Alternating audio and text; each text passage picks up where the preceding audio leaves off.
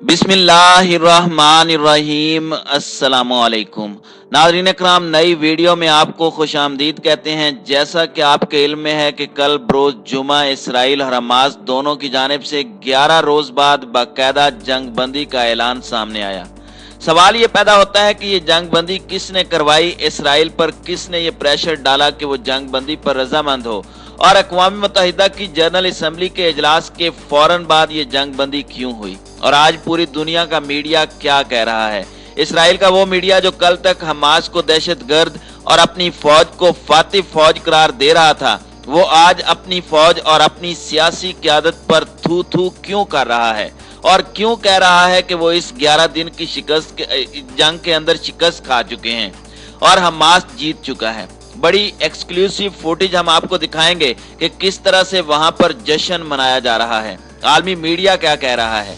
लेकिन इस सब के दरमियान एक तशवीशनाक खबर भी आ रही है, और वो खबर ये है कि पाकिस्तान के बिरादर और आलम इस्लाम के बेहतरीन मुल्क तुर्की के हवाले से जैसे ही इसराइल और फलस्तीन के दरमियान जंग बंदी होती है, तुर्की पर 2 बड़े दहशतगर्द हमले कर दिए जाते हैं, और ये दोनों हमले उनकी मिलिट्री तंसीबात पर किए गए हैं।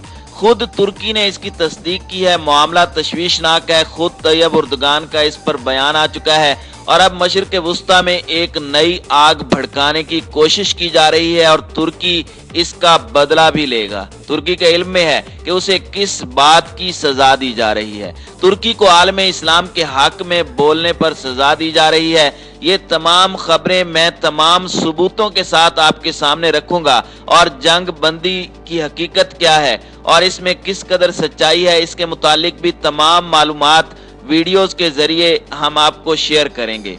वीडियो शुरू करने से पहले आप तमाम दोस्तों से गुजारिश है कि हमारे चैनल को सब्सक्राइब कर लें, बेल आइकन पर क्लिक कर लें, ऑल नोटिफिकेशंस को ऑन कर लें, ताकि हमारी नई आने वाली वीडियोस आपको बर वक्त मिल सकें।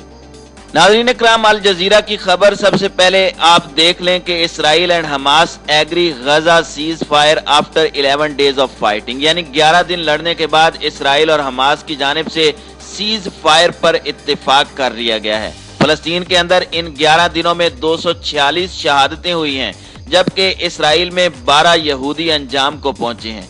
इस बज़ाहिर फिगर को देखने वाला कोई भी शख्स कह सकता है कि इसराइल ने ज्यादा फलस्तीनी शहीद किए हैं, इसलिए इस जंग में वाज़े तौर पर इसराइल फातिह है। मगर ये बात गलत है और हकायक इसके बिल्कुल बरक्स हैं, और ये बात मैं नहीं कहूंगा। आज आप खुद न्यूज देख लें, आलमी जरीदे बोलेंगे, आज इसराइल के अपने अखबारात बताएंगे, और फलस्तीनियों की फतह की एक्सक्लूसिव फुटेज वीडियोस बोलेंगी और बताएंगी कि कौन जीता और कौन हारा।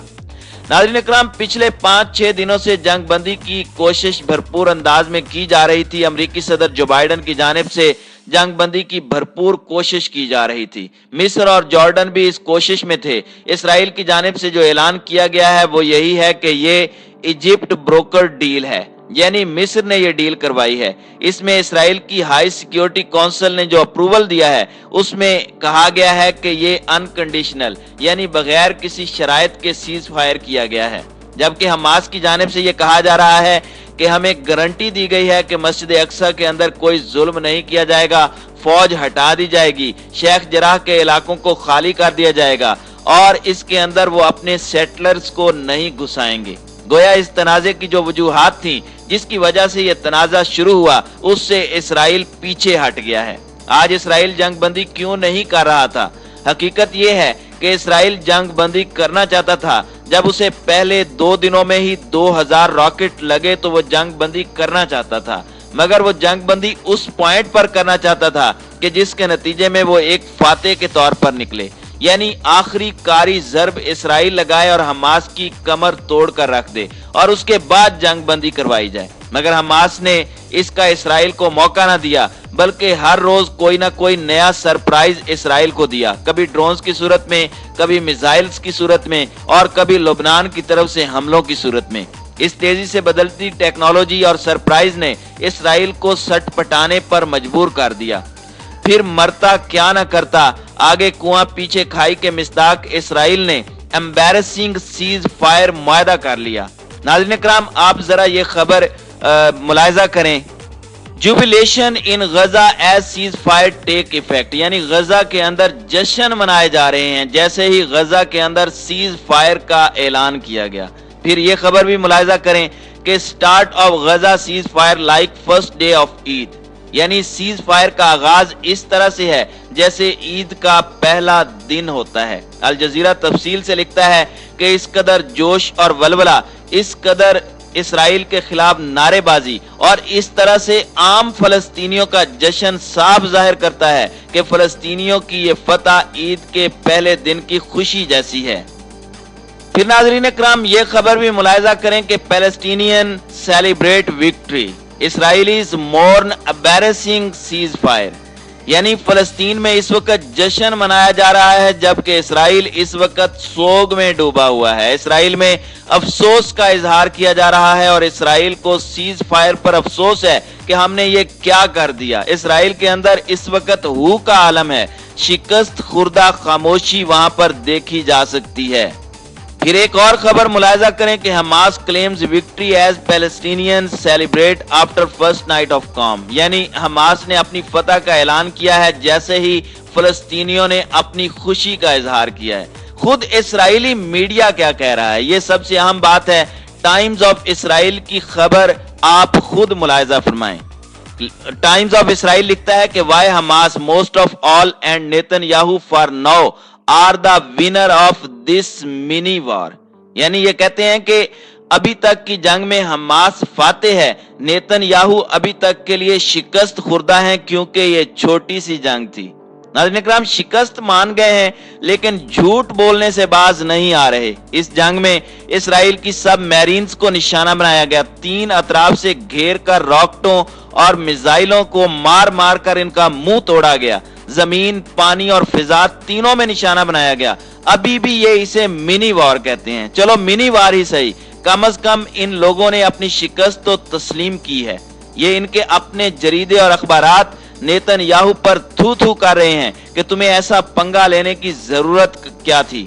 कहां गई मुसाद, कहां गई दुनिया की तुम्हारी सबसे बेहतरीन इंटेलिजेंस जो ये नहीं बता सकी कि हमास के पास क्या कुछ है। फरवरी में इन्होंने रिपोर्ट जारी की थी कि हमास के पास 7000 रॉकेट हैं और ये चंद दिन लड़ पाएंगे। जब लड़ाई शुरू हुई तो रिपोर्ट जारी कर दी कि इनके पास तो 60,000 रॉकेट हैं और ये 6 माह तक लड़ रहे हैं। ये भी टाइम्स ऑफ इसराइल की खबरें ही आपको बता रहा हूं, आप इस पर जाकर इसे कंफर्म कर सकते हैं। नाज़रीन इकराम, अब जो इंतहाई अफसोसनाक और परेशान कुन खबर तुर्की से आई है और ये भी इसराइली कार्रवाई ही है। पहले दिन ही इससे एक दिन पहले भी तुर्की पर हमला हुआ था और ये भी इस एयर बेस पर हुआ है जो आबादी के लिहाज से कुर्द आबादी पर मुश्तमिल बड़ा शहर है। इन कुर्द जंगजुओं की मदद का ऐलान 2017 में इसराइल कर चुका है और ये बकायदा अपने बदले लेने का आगाज कर चुके हैं उन तमाम ममालिक से जिन्होंने इनको टफ टाइम दिया है। चीन के साथ इन्होंने मल्टी मिलियन डील कैंसिल की है क्योंकि चीन के साथ मिलिट्री पंगा नहीं ले सकते, इसलिए उसके साथ इकोनॉमिक वॉर शुरू की है। कतर की 2 इमारतें तबाह की हैं और अब तुर्की के अंदर ऐसे हमले करवाकर ये अब तुर्की को डिस्टेबलाइज करने की कोशिश कर रहे हैं। खबर क्या है? खबर यह है कि Turkey foils 2 terrorist attack on military facilities in countries south east, यानी तुर्की ने 2 दहशतगर्द हमले साउथ ईस्ट में अपनी मिलिट्री तंसीबात पर नाकाम बनाए हैं। बुनियादी तौर पर यह बटमान में ड्रोन एयर बेस को अटैक करने की कोशिश की गई है और सरनाख सूबे में इसी तरह का एक हमला किया गया है। तुर्की ने ये दोनों हमले नाकाम बना दिए हैं, जिस पर कल तैयब उर्दगान का यह ऐलान था कि Turkey will not return to the western fold, यानी अब दोबारा तुर्की मगरिब की तरफ रुजू नहीं करेगा। यानी तुर्क अब इस्लामी अक़दार के साथ खुश हैं और इसी की तरफ आ रहे हैं। तो नाज़रीन इकराम, ये थी आज की खबरें। हारा हुआ इसराइल अब घटिया हथकंडों पर उतर आया है, मगर उसका मुंह तोड़ जवाब देने के लिए तुर्की भी मुकम्मल तैयार बैठा है।